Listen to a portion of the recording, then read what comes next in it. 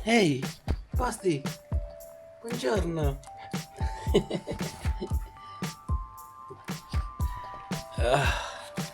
Sarap-sarap na ng konting matulog ngayon.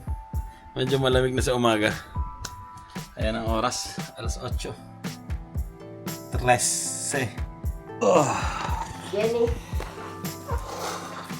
Tinawagan ako ng mga kaibigan kong Pilipino dito kahapon sa malapit sa bahay at nag-shot kami. Kaya medyo na late ng gising. Pero hindi naman late, alas 8 lang naman. Saktong-saktong tumakbo siguro. Hindi pa masyadong lumalabas ang araw. Kasi na rin si Mrs. Ang dalawang bata, tulog pa. Kala ko magmamarket kami. Hindi pa tuloy.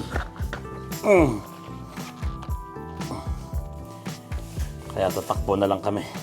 Grabing unulan kahapon eh. Oh. Basa-basa pa yung mga halaman. Tapos ang lakas ng hangin. Buti na lang hindi nila yung mga bulaklak ng aking kalamansi. Itinan yung bulaklak. Oh, dami. Yan oh. Yan. May bunga pa oh. Diba? Daming bulaklak ngayon. Meron din mga bungang maliliit dito. Isa pa dito. Itong kabila. Madami, hinog na. Yan. Tama-tama yan mamaya sa inasal. Wow. Yung iba nalalaglag na eh. Pwede nang pitasin, no? Yellow na. Yan, magja-jogging na kami. Si Mrs. ay nagbabanyo lang saglit. At inom muna ako ng magnesium and potassium.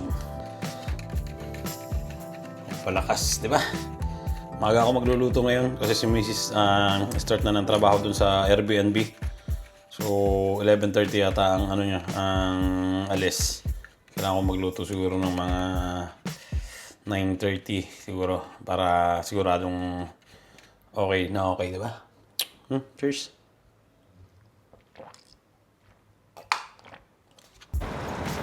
Andito na kami sa labas.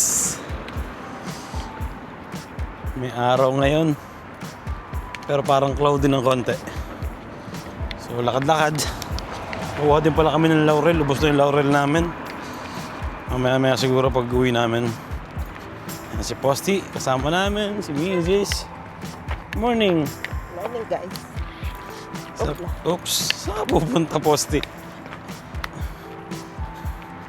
Sarap maglakad. Mamaya may trabaho na si Mrs. No, sa labas mo? Alas 5? 6. Mamaya-maya, unti-unti na namang manlalagas ang mga dahon ng mga puno na to. Tapos ang balik niyan sa na ulit? Spring. Nililinis na ang kalsada. Tatakot niyan si Posty. Sarado pa rin ang school ni Basti. Malapit na rin magpasokan dito. Haba ng bakasyon ng mga school dito eh. Na? Sana all. Sa atin, konti lang eh. Kuha muna kami ng pigs.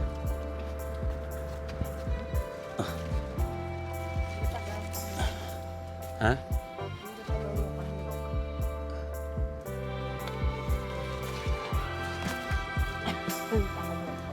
Russell! Dito yung aso kaibigan ni Posty. Russell. Yun may malaki doon.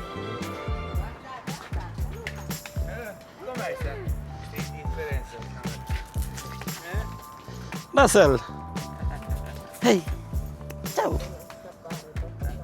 Pauwi na kami sa bahay. Ang daming lamok. Palibasa umulan. Mukhang ulan na naman May nag-aabang na naman dilim. Ay. Dito na kami sa bahay, malapit na. Ay, nakabili na kami ng pang-umagahan. Tinapay. Ayan. Ha? Tinapay. donuts, kalabasa. Sarap nito. Pang palaya, di ba? Pinakbits. At shampoo, syempre. Ano pa? Wala na. Ito, karne na pang gisa. Ito, umagahan ko. Speck and tinapay. Itong isa sa the best na umagahan para sa akin. Tinapay na matigas. Italian na tinapay.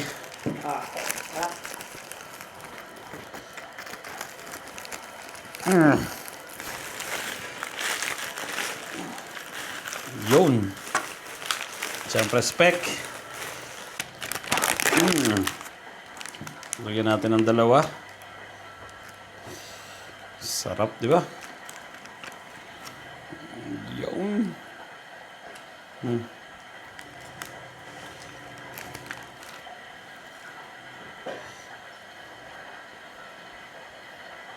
Cheers.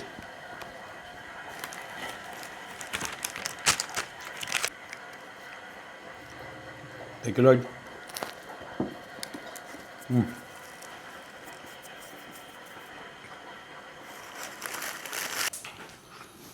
Yun, maaga pa. 10:14. Pero kailangan na namin magluto. May trabaho si Mrs. ng 11:30. Ito yung tinimplahan ko kahapon na chicken inasal. Nagawa na rin ako ng chicken oil. So let's go. Dito ko lulutuin sa air fry. 45 minutes. Go. Ayun, pangalawang salang. Okay na. At kumain na rin si Mrs. Ito yung unang salang ko. Ang sarap daw, sabi ni Mrs. Tapos meron tayo ditong toyo na may kalamansi. Di ba? Medyo naiiyak ako. Nanonood kasi ako ng yung magtatay na 20 years na walay. Tapos nagkita sila sa bus, sa tawag dito? Jessica Soho. Yan. First time po talaga. Nakakamiss ang ganun na. Kung mga ganung sobrang tagal mo na makikita yung tatay mo. Ang tatay ko hindi ko na makikita dahil nasa na siya Nasa heaven na siya. So, ayun, kaya nakakaiyak yung mga ganung pag napanood ako ng ganun. Yun, ready na. Oras na. Maagang kumain si Mrs. 11:45 na. Kasi may siya, part-time. Naglilinis sila ng Airbnb. So, yun, nagpapahinga na siya. Natutulog.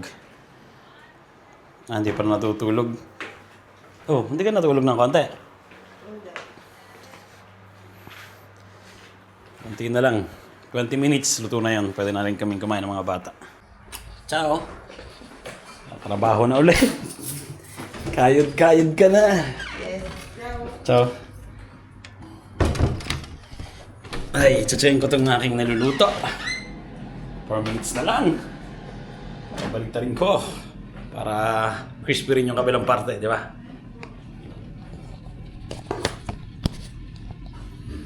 Yan, baliktarin natin. Wow.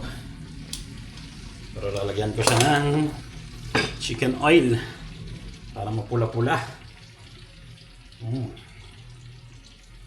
Solid. Sarap laging bakasyon para laging masarap ang pagkain, no?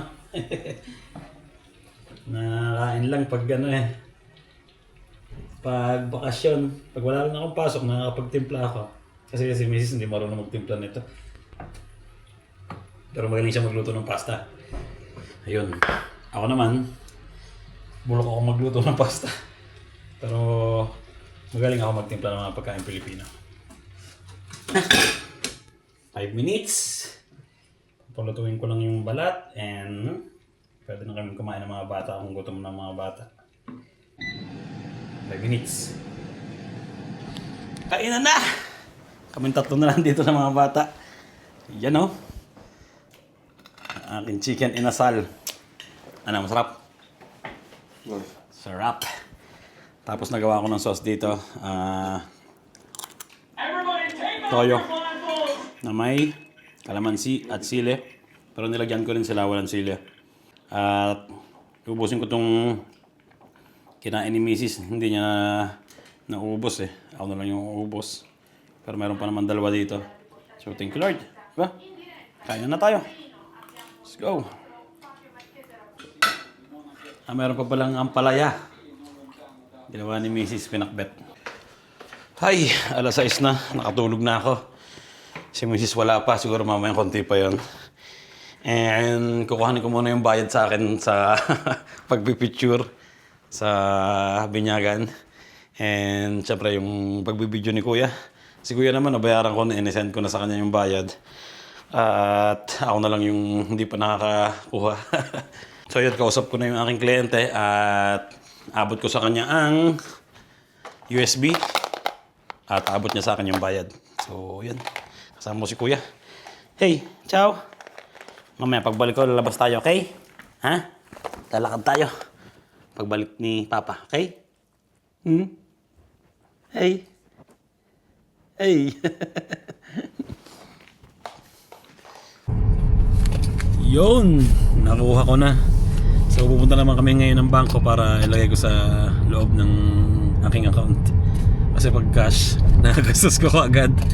Kaya para sa akin, mas maganda ilagay agad sa sa bangko. Andito na kami sa bahay ni Posty. Makalabas na kami. Ha? Andito na rin si Mrs. Ano? Pagod? Pagod si Mrs. Ano ulam natin? Yun na lang ulit. Pinakbet.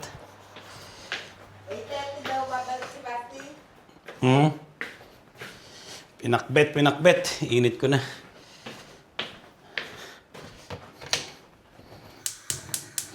Yun. Kain na.